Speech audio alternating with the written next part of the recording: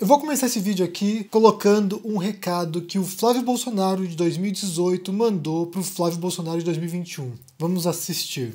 O criminoso tem que cumprir o que a lei estabelece como pena para ele. Então não é passar a mão na cabeça de marginal. Não é uma lei diferente para um cidadão e diferente para outro, não. A lei é igual para todos, ou pelo menos deveria ser. Então fica aqui esse nosso recado, nosso protesto aqui de milhares de brasileiros, talvez milhões pelo Brasil, que estão indignados. Não aguentam mais tanta corrupção, tanto vagabundo conseguindo se dar bem, burlando a lei, pagando advogado que cobra milhões para defendê-los porque tem conchavo na corte mais alta do nosso país. Basicamente o que a gente tem aqui é um sujeito, né, o Flávio Bolsonaro, filho do presidente, nessa época, em 2018, em plena campanha eleitoral, condenando, criticando, apontando o dedo para coisas que ele próprio e o próprio pai e o governo do pai dele estão fazendo para blindá-lo, para protegê-lo, né? Como vocês sabem, Flávio Bolsonaro, isso desde o finalzinho de 2018, né, possivelmente depois dessa cena aqui, se envolveu num grande escândalo que tem a ver com um esquema de rachadinha no gabinete da Alerj, no gabinete dele, né, e que seria operado pelo amigo pessoal do presidente, um amigo também do Flávio Bolsonaro, o Fabrício Queiroz, que desapareceu, depois reapareceu, foi preso, e agora, pelas notícias que a gente sabe, a gente tem toda uma manobra do governo Bolsonaro, do próprio Bolsonaro e da família dele, para obstruir o processo judicial, para atrasar tudo e poupar o filhote Bolsonaro. E aí acontece o quê, né? A primeira coisa que a gente pode comentar aqui é dessa hipocrisia dessas pessoas, né? O modo como eles apontam o dedo, como eles apontam o cisco no olho dos outros e não enxergam a trave no próprio olho. A gente falou muito sobre isso já, né? Sobre essa retórica, essa baboseira anticorrupção, hipócrita, no final das contas, né, da família Bolsonaro, como eles eram do baixo clero do Congresso, como eles eram ali figuras meio que caminhavam pelas sombras ali, esses pequenos esquemas, né, esses possíveis pequenos esquemas passavam despercebidos. Quando eles vêm para a luz, quando saem das trevas e vêm para a luz e os holofotes revelam essas pessoas, aí começam a desencavar todo o lixo, todos os dejetos que jogaram para baixo do tapete. Então, nesse caso, o esquema de rachadinha do Flávio Bolsonaro, caso venha a ser confirmado e se constate de fato o que aconteceu, é uma dessas falcatruas que eles tentaram esconder e que não foi possível mais. Então, o Flávio Bolsonaro estava criticando, de certo modo, ele próprio ali, né? Ou esse esquemão político que envolve muitos partidos e muitos políticos brasileiros que a gente sabe que vem desde sempre. O Bolsonaro não inaugurou isso, o PT não inaugurou isso, já vem de muito tempo e é um câncer que come o jogo político brasileiro, né, que corrói o jogo político brasileiro. E junto com isso, né, meio que relacionado a essa fala do Flávio Bolsonaro, a gente tem uma fala da live, da última live que o presidente fez, dia 31 de dezembro, e ele disse o seguinte aqui, vamos ouvir o que o Bolsonaro falou. 2 anos falando que é nós. Está em prisão domiciliar, nem prestou depoimento ainda, está à disposição da justiça, mas fica sangrando quase todo dia, toca nesse assunto. Se ele errou, paga pelo seu crime. Agora, o MP do Rio, tá? O MP do Rio, presta bem atenção aqui. Imagine se um dos filhos de autoridade do MP do Rio fosse acusado de tráfico internacional de drogas. O que aconteceria, MP do Rio de Janeiro? Vocês aprofundariam a investigação ou mandariam o filho dessa autoridade para fora do Brasil e procuraria uma maneira de arquivar esse inquérito?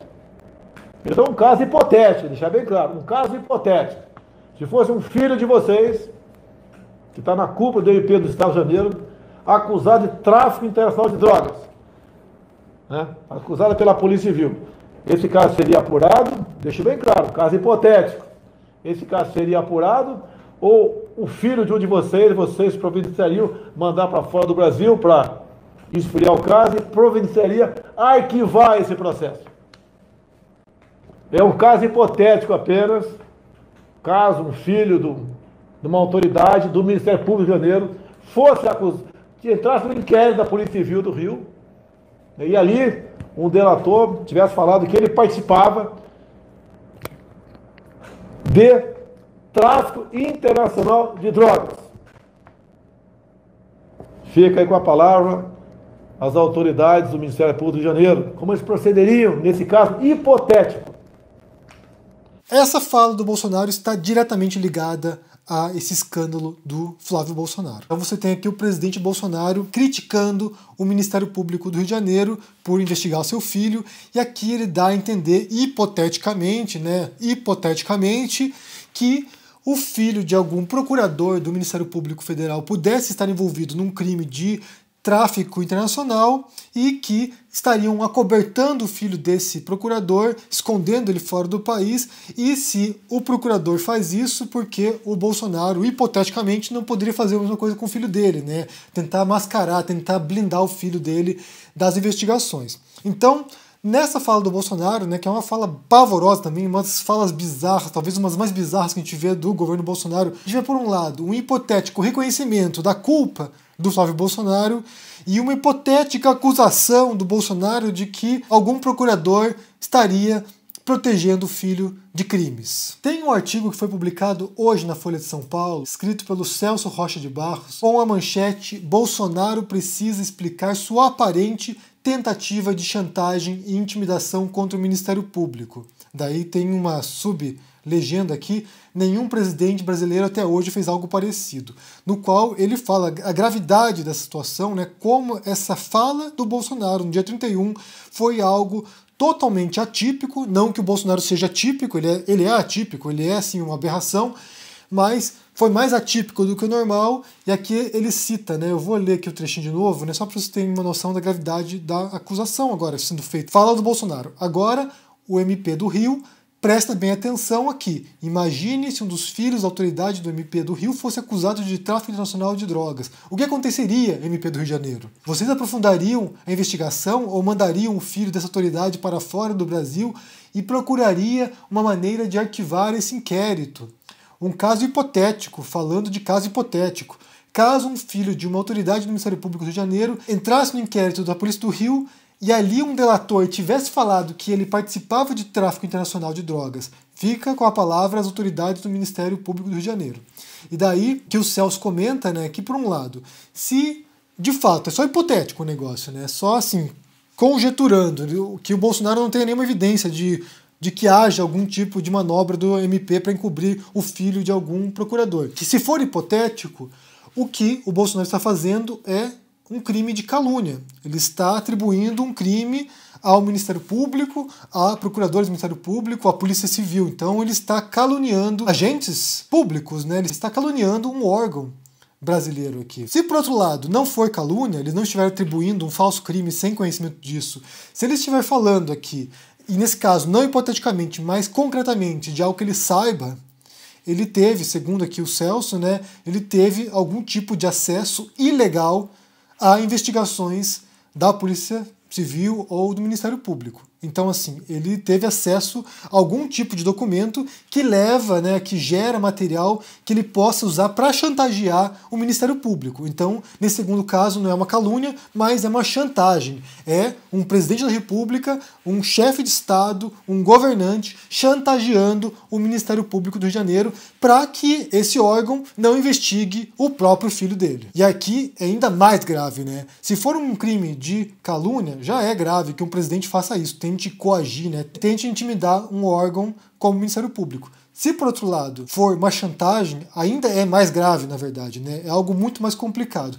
E basta a gente pensar num caso análogo a isso, né? Um caso que se dá agora, que foi manchete ontem no Washington Post e repercutiu na imprensa americana e também no Brasil, que foi um áudio que o Washington Post teve acesso de uma conversa entre o Trump, presidente atual dos Estados Unidos, que não foi reeleito, né, vai deixar o cargo essa semana, e que ele liga para o secretário de Estado, Brad Raffensperger, que é da Georgia, e ele também chantageia o Raffensperger pedindo para que ele encontre, eu vou ler aqui, 11.780 votos, que são os votos necessários para o Trump poder reverter a eleição na Georgia, que foi um dos estados no qual ele perdeu. É um estado tradicionalmente republicano, nesse caso em particular teve maioria de votos democrata, o Trump perdeu lá no colegiado da Georgia e ele quer que o Raffensperger encontre esses 11 mil e poucos votos para reverter a eleição na Georgia e assim dar a vitória, reduzir a margem entre ele e o Biden no colegiado eleitoral. A conversa é muito grave, na verdade, porque depois ele fala, né, que caso o Raffensperger se recuse a investigar mais, né, a questão eleitoral, essa fraude, suposta hipotética fraude eleitoral na Georgia,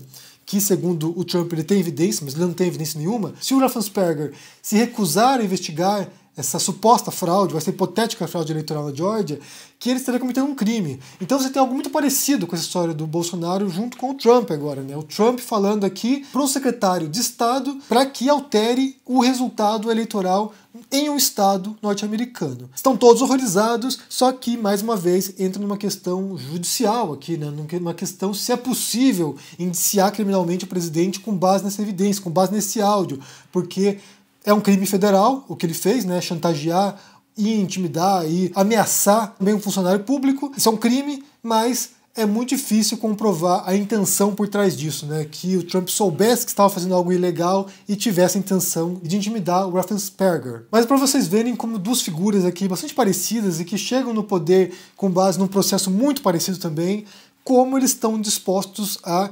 distorcer a lei, a manobrar as instituições dentro de sua visão e de sua proposta autoritária. Durante as eleições, né, em 2018 e durante o primeiro ano do mandato do Bolsonaro, a gente falou muito sobre esse assunto aqui, sobre as instituições, sobre os riscos democráticos. Eu mencionei muito um livro aqui que é do Levitsky, do Ziblatt, que é Como as Democracias Morrem, que fala justamente sobre isso, né? Como você tem líderes governantes que dentro das regras democráticas utilizam essas regras a seu próprio favor e aos poucos vão corroendo essas próprias regras.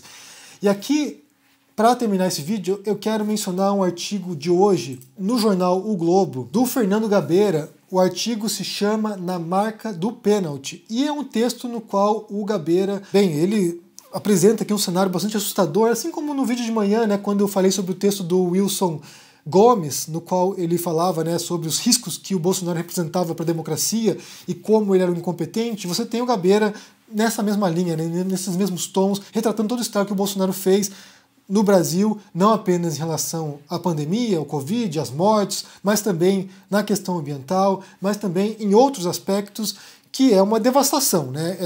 É terra arrasada, como se usa o termo aqui bastante frequentemente nos últimos tempos. E que o Gabeira representa também, eu acho que é importante a gente pegar agora esse gancho, né? Porque assim que o Gabeira publicou esse artigo, ele viralizou, as pessoas estão compartilhando bastante, e muita gente tem criticado o Gabeira porque ele teria sido apoiador do Bolsonaro. E aqui há uma distorção, na verdade, da posição real do Gabeira, e a gente vai analisar porque foi o que aconteceu com muita gente, na verdade, não apenas com o Gabeira. Eu vou tirar para vocês aqui o link das reportagens, dos artigos no qual o Gabeira se manifestava em outras circunstâncias sobre esse assunto, e também uma entrevista que ele deu no finalzinho de 2020, no qual ele falava que se arrependeu e que ele subestimou o perigo que o Bolsonaro representava de fato, né? Porque em 2018 ele deu uma entrevista para o portal Infomoney, no qual ele falava sobre o Bolsonaro, né? Como talvez o Bolsonaro não fosse tão destrutivo assim.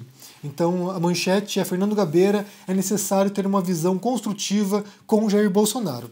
E eles têm um ponto ali que são interessantes porque mostra um pouco como esse pessoal da velha guarda pensava o jogo político, né? Porque até certo momento você tinha certas regras, talvez até implícitas, do jogo democrático, aquilo que você pode fazer, o que é campanha, o que é mandato, treino a treino, jogo a jogo. Então, assim, muita gente pensava, e aqui eu posso dizer o Gabeira, Miriam Leitão também, muita gente pensava que o Bolsonaro, uma vez que chegasse ao poder, caso ele viesse a ganhar, que ele seria constrangido pelas regras democráticas. Ou seja, campanha eleitoral é uma coisa, ele fala um monte de bobagem, fala um monte de absurdo, fala um monte de asneira, mas quando ele vencer a eleição, ele vai se tornar a instituição presidencial, né? Ele vai assumir, ele vai trajar as vestes presidenciais e vai se tornar alguém minimamente razoável. Nós aqui sabíamos que isso não ia acontecer. Eu não tinha a menor dúvida de que o Bolsonaro de hoje era o Bolsonaro que viria a ser. Então, assim, não me surpreende o que aconteceu em 2019, 2020, 2021 em diante. É o Bolsonaro. Ele sempre foi assim. Mas muita gente acreditava, e aqui eu digo a velha guarda política brasileira, analistas políticos, que uma vez no poder o Bolsonaro mudaria. Eu não acreditava nisso. E quando eu menciono o livro do Levitsky e do Ziblatt, Como as Democracias Morrem, eles falam justamente disso, de figuras políticas que são complicadas, que têm um discurso polarizador, que têm um discurso inflamado, que têm um discurso autoritário, que têm um discurso que questiona e critica e ameaça as instituições antes de assumir o poder, e o que os dois autores falam é que, uma vez que as pessoas chegam ao poder, você não pode esperar que ela mude de posição. Quem ameaça antes as instituições, provavelmente quando chegar ao poder, continuará ameaçando as instituições. Você tem situações nas quais pessoas falam, não, eu vou governar democraticamente, eu sou um democrata, eu sou alguém que respeita as instituições, que respeita a Constituição. E quando entra no poder, vira o cabeção e passa a pôr em risco as instituições democráticas. Acontece isso. Mas se você tem uma figura que já ataca as instituições antes, não há por que pensar que ele vai mudar depois. Então o Gabeira, ele, talvez pensando racionalmente, achou que a campanha eleitoral é assim mesmo, é inflamada, tem briga, tem discussão, tem gritaria. Mais uma vez o poder muda.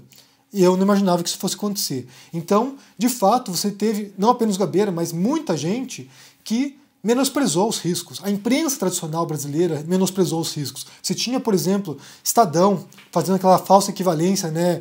Uma escolha muito difícil, né, entre Haddad e Bolsonaro. Era uma escolha fácil, gente. Por mais que muita gente não quisesse o PT no poder de volta, escolher entre Bolsonaro e Haddad era muito simples. Certamente, se o Haddad estivesse no poder hoje, não seria a mesma situação que é com o Bolsonaro. E disso não tem a menor dúvida. Muitos jornais, eles lavaram as mãos. Muitos jornalistas fizeram isso também, muitas figuras públicas lavaram as mãos. Fernando Henrique Cardoso, alguém que entrevistou, se não me engano foi o Levitsky, um dos autores do livro Como Democracias Morrem, entrevistou esse autor e quando chegou no segundo turno, lavou as mãos. Então muita gente achava de fato que o Bolsonaro agiria de maneira racional. E, obviamente, a gente sabe, que a gente já vendo agora, né, esses anos que se passaram, isso não aconteceu e não há a menor previsão de que vai acontecer. A tendência é barranco abaixo mesmo. Agora o Brasil, ao contrário de muitos outros países do mundo que já estão vacinando, que já estão se preparando para vacinar, que já estão comprando suprimentos, que já estão, sabe, pensando em como sair desse buraco que foi a pandemia, o Bolsonaro está mergulhando de cabeça na pandemia e vai arrastar muita gente e muitos mortos atrás de si nessa decisão. Então, o que muita gente espera, na verdade, e é uma expectativa desde 2018, na verdade, é do impeachment do Bolsonaro. O que a gente não sabe se vai acontecer, porque também houve toda uma manobra, né, de Bolsonaro com o centrão político brasileiro, né, com o tal centrão fisiológico que ama o poder, então não sabemos se há condições para isso.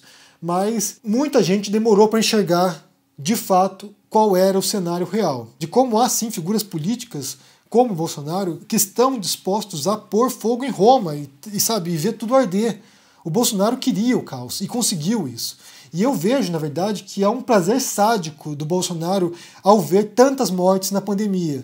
A impressão que eu tenho é que simplesmente é uma piada para ele, é uma brincadeira isso. É sadismo puro, é perversidade, como já falei anteriormente aqui. Bem, eu quero saber o que vocês pensam sobre essas situações que eu apresentei para você aqui. Primeiro sobre esse vídeo do Flávio Bolsonaro mandando um recado para ele próprio no futuro, né? O que você acha disso? E também o vídeo do Bolsonaro no qual ele ou calunia ou está chantageando o Ministério Público do Rio de Janeiro. Isso é grave, isso é muito grave, gente. É, assim, é algo bastante grave, mas, sinceramente, nessa altura eu já perdi a esperança de que alguma coisa vai acontecer com o Bolsonaro, que ele vá ser punido, que ele vá ser, sei lá, não sei, eu perdi a esperança, na verdade. Se acontecer agora, pra mim, vai ser assim, uau, olha só, tomaram as rédeas da situação, porque, de fato, nessa altura, se o Bolsonaro ordenar campo de concentração, pra mim, parece que não vai ter nada, não vai acontecer nada. Vai fazer o quê, né? Não, espera a próxima eleição. Acho que é isso. Então me diga o que vocês pensam aí no comentário, deixe o joinha, se inscreva no canal aqui, se torne um membro e um apoiador aqui para dar uma força, se torne um aluno do ICL para acompanhar meu curso que vai começar no dia 20 de janeiro sobre escrita narrativas, vai ser muito legal para quem quer escrever livros, aprender a escrever histórias, então se torne um aluno, é um preço bastante acessível para ter acesso não apenas ao meu curso, mas a todos os cursos na plataforma de filosofia, sociologia, educação financeira e muitos outros cursos. Um grande abraço para vocês, confira os meus livros e até mais. Tchau!